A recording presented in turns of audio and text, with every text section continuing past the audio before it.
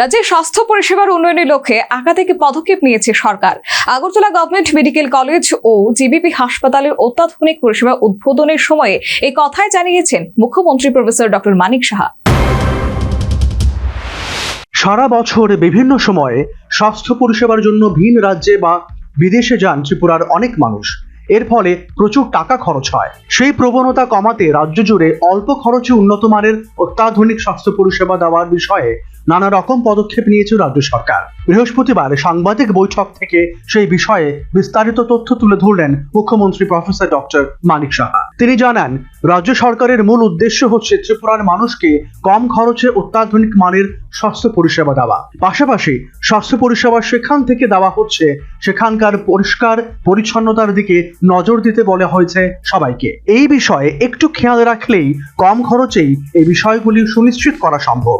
কম খরচে উন্নত মানের স্বাস্থ্য পরিষেবা রাজ্যবাসীকে দেওয়ার লক্ষ্যেই আমরা কাজ করছি। রাজ্য সরকারের মেইন উদ্দেশ্য হচ্ছে, আমি দেখুন এখানে আগে তো আমরা জিবি হাসপাতালে আমিও কাজ করে গেছি। জিবি হাসপাতালে যেহেতু অনেক পুরনো হসপিটাল, মেইন যে হসপিটালটা আমরা দেখলাম, সেটাকেও যদি আমরা ইচ্ছে করে সেটাকেও আমরা কিন্তু রেনোভেট করে সেটাকেও কিন্তু আমরা পরিষেবা দিতে পারি। আমার চোখে যে যা ধরা পড়লো, আমি সেক্রেটারি মহোদয়কে আমি অলরেডি বলেছি। আমার সাথে আমাদের মাননীয় বিধায়িকা মিনারানী সরকার মহোদয় আছেন এখানে, আমাদের এজিএমসির যিনি সুপারিনটেন্ডেন্ট, মেডিকেল সুপারিনটেন্ডেন্ট, উনিও আছেন। আমি ওনাদের গোচরে আমি এনেছি, প্রিন্সিপাল মহোদয় এখানে আছেন। আমি বলেছি যেখানে যেখানে আমার নজর এসছে, আরও বাকি আমার ঠিক আমি ধরে নিয়েছি, সেইগুলোকে আরও কি করা যায়, ইভেন লিফট থেকে আরম্ভ করে এভরিওয়্যার। ইচ্ছে করলে কিচ্ছু না, খালি একটু রেনোভেট, একটু দেখা করলে দেখতে অনেকটা মানে যেরকম সবাই চায় যে একটা পরিষ্কার পরিচ্ছন্নতার দিকে যায়। তো পরিষ্কার পরিচ্ছন্নতার খুব বেশি একটা পয়সা লাগে না, সেটাকে মেনটেন করা। আর পাশাপাশি আমাদের যে পেশেন্টের কনফিডেন্স আর পেশেন্টের পয়সাটা যেন কম লাগে। কারণ কর্পোরেট সেক্টরে গেলে আপনারা সবাই জানেন প্রচুর পয়সা যায়, প্রচুর পয়সা খরচ হয়। তা আমরা চাই কর্পোরেট স্টাইলেও গভর্নমেন্ট হসপিটালের সব ব্যবস্থা থাকবে, আবার পয়সাটাও যেন কম। গভর্নমেন্ট হসপিটালে কী পয়সা, কিছুই লাগে না, কিন্তু যত কম পারা যায় সেই দিকে আমরা একদিকে স্ট্যান্ডার্ডাইজেশন অফ ট্রিটমেন্ট সেটাও যাতে মেনটেন হয়, তাদের যাতে খরচটা কম হয়, সেই দিকে নজর রেখে আমরা কাজ করছি।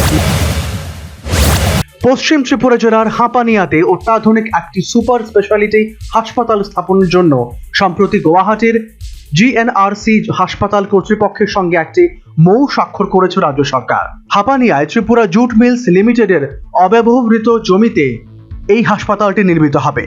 রাজ্যে বসেই যাতে মানুষ নিউরোলজিক্যাল সমস্যার জন্য উন্নত চিকিৎসা পরিষেবা পান তা নিশ্চিত করার জন্যই এই পদক্ষেপ গ্রহণ করা হয়েছে বলে বৃহস্পতিবার জানালেন মুখ্যমন্ত্রী।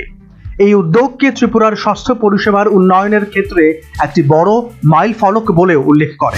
একটা নতুন হসপিটাল আমাদের অলরেডি সেদিনও ওনারা এসেছিলেন, মৌ হয়েছে আমাদের সাথে।